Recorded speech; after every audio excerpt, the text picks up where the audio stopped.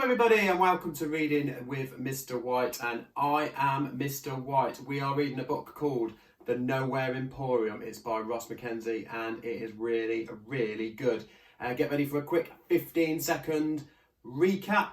Should be a timer there or some kind of clock. Are you ready? 3, 2, 1, go. Yesterday we read the prologue. A prologue is like a short introduction to a story. There was a strange shop, it turned up. The shop was called the Nowhere Emporium. Don't know where it was, don't know the name of the town, we don't know what year it was, we don't know anything.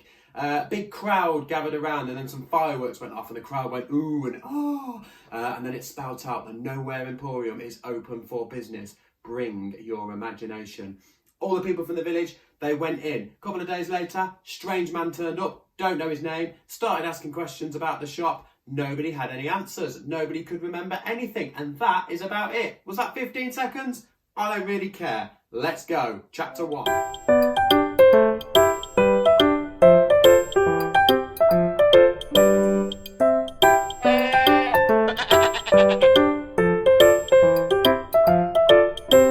Okay, here we go. Chapter 1, A Chance Encounter. Glasgow, present day. Look out, coming through. Oi! Watch where you're going, wee man. Sorry. Daniel Holmes darted through the Saturday shopping crowds in Glasgow, pushing and twisting and weaving. His lungs burned and his legs ached, but he did not stop. He couldn't stop. Spud Harper and his gang were chasing him, and everyone in the children's home knew that if Spud Harper was after you, you didn't slow down. Daniel wheeled left at a butcher's shop, almost slipping on a blood-red puddle. He turned into a narrow street lined with old buildings, housing fashion boutiques, restaurants and coffee shops. Carved stone angels and gargoyles seemed to watch the street from high above. Daniel's head swung right to left. Where next? He wondered how far he was from the bus station. He imagined jumping on a bus, headed to the coast, where he could stow away on a boat and escape from Glasgow and St. Catherine's. Somewhere with no Spud Harper would be nice. Not crying for your dad, Spud yelled at him from somewhere back among the crowds. You were wailing like a baby in your sleep again last night. The whole home heard you. Oh, Daddy, Daddy, don't die, Daddy. Ha ha.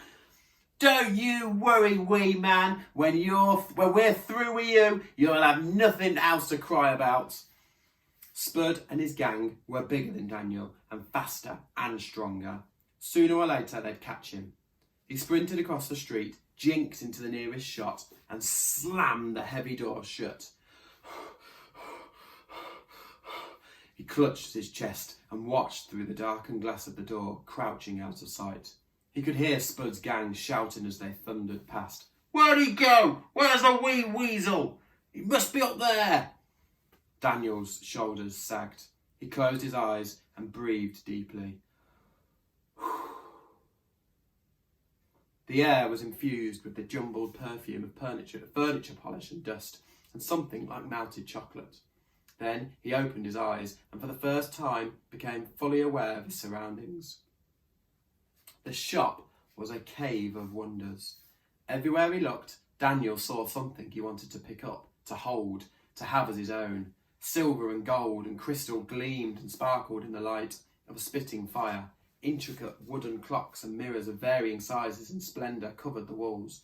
Tiny fish flashed like bars of copper in a glass tank. There were porcelain dolls and wooden soldiers, rusted swords, stuffed animals, columns of books as high as the ceiling, jewels that seemed to glow with a silvery light. A stuffed polar bear sat in one corner, eyeing the shop like a watchman. Even particles of dust caught in the bar of sunlight seemed to glow like stars. How'd you get in here? We're closed. The voice startled Daniel. In the far corner of the room stood a grand desk with feet carved like an eagle's talons. Behind the desk sat a small man in a dusty suit. His wavy brown hair was wild and tangled, falling over his handsome face. On the desk in front of the man lay a battered book. His hand hovered over an open page, clutching a fountain pen. He stared at Daniel with eyes the colour of thunderclouds. Sorry, said Daniel. I didn't mean to bother you. It's just someone's chasing me. As he spoke, his eyes were drawn to the book on the desk. which had begun to tremble against the dark grain of the wood, as if there was something in the pages trying to get out. The man in the suit frowned. He glanced from Daniel to the book and back. Then he snapped the book shut, locked it away in his desk, and got up and marched past Daniel to the door. "See?" he said, pointing to a sign hanging on the door that read closed. "Closed." He tried the door handle, opened the door. I could have sworn I'd locked it.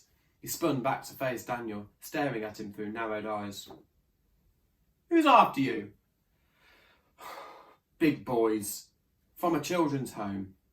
The man raised an eyebrow. "You an orphan?" Daniel nodded. The fire snapped and cracked. "What happened to your parents?" said the man. Daniel thought this was an odd question for a stranger to ask, but he didn't want to be thrown back out onto the street, so he answered. "Well, Dad was a fisherman. He died at sea. Mum only lasted a couple of years after that." This seemed to satisfy the shopkeeper. "And why are these big boys after you?" he said. "There must be a reason." Daniel folded his arms. "Yeah, there is. They're goons. Spud and his pals think they run the home. They take things from the other kids, important things, like reminders of their parents and stuff, and nobody ever stands up to them. But I couldn't take it anymore. I followed them. I found out where they kept their stash. I got everyone's stuff back, and I explained that if the other kids stick together, Spud and his gang can't get to them." Spud didn't like that. The little man in the dusty suit jutted out his bottom lip and nodded, disguising a smile. "Ah, bullies, I see." He wandered around from behind his desk. "What's your name?" Daniel. Daniel Holmes." "Well, Daniel Holmes, I know how it feels to live life in the shadow of a bully. We have that in common." "Really?" "I'll tell you what. You can wait in here until you're sure Spud and his gang are gone." "Oh, yes, sir. Thank you." "It's no trouble," said the man in the suit. "Now, if you'll excuse me, I've business to attend to." He turned and wandered towards a velvet curtain of rich, deep crimson at the back of the shop. As he reached for the curtain, he paused. "Daniel, do you have a favourite animal?" "Animal?" Daniel thought for a moment. "Well, it's a bit weird," he said, "but I like magpies. People say they're the cleverest of the birds. There's a rhyme about them." "Ah," said the man in the suit. "One for sorrow, two for joy. Ah, that's the one." "Very good," said the shopkeeper. He smiled to himself, then said, "Well, I must be off." See you," said Daniel. "Hey, maybe I'll come back and buy something from you one day." A fleeting smile crossed the man's face. "Oh, I wouldn't be so sure. Return customers are very rare in this place." And with that, he was through the curtain and away. Daniel peered out of the window, which was tinted sepia, so the outside world looked like an old photograph. Grey Glasgow rain had begun to fall in fat drops. Puddles were already gathering on the road. Spud Harper and his gang were long gone, but Daniel was keen to have one last look around before he left. He wandered towards a table scattered with metal toy soldiers. He picked two of the soldiers up, imagining that one was himself and the other Spud Harper, and staged a fight between the two.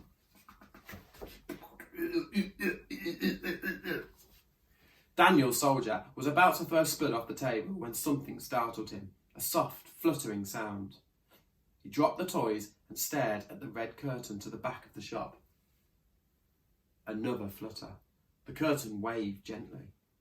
He edged forward, his heart racing. When he was close enough, he reached out a trembling hand and slowly, gently, touched the material. A burst of red velvet, the sound of flapping wings, and two silver birds exploded from behind the curtain. Daniel ducked and spun, and the birds flew across the store and landed on a column of stacked books. They were magpies, but they were like no magpies Daniel had ever seen. They were made of brilliant, gleaming silver. Every feather, delicate as a shaving of ice, reflected the flames of the coal fire. The silver magpies fixed him with their shining ruby eyes, twitching their heads to one side. How whispered Daniel, treading softly towards them, though they did not shy away as he advanced. When he was close enough, he reached out a hand. "Are you real?" His fingers touched upon the cool silver of one of the magpie's wings. The bird let out an indignant call and flapped away, leading its twin back toward the curtain. But when they reached the rich red velvet, the birds did not fly through. Instead, they exploded with a flash, and a shower of rubies rained down on the shop floor. Daniel's mouth hung open. "What's going on out there?" came the shop owner's voice from behind the curtain. "What was that sound? Nothing had better be damaged."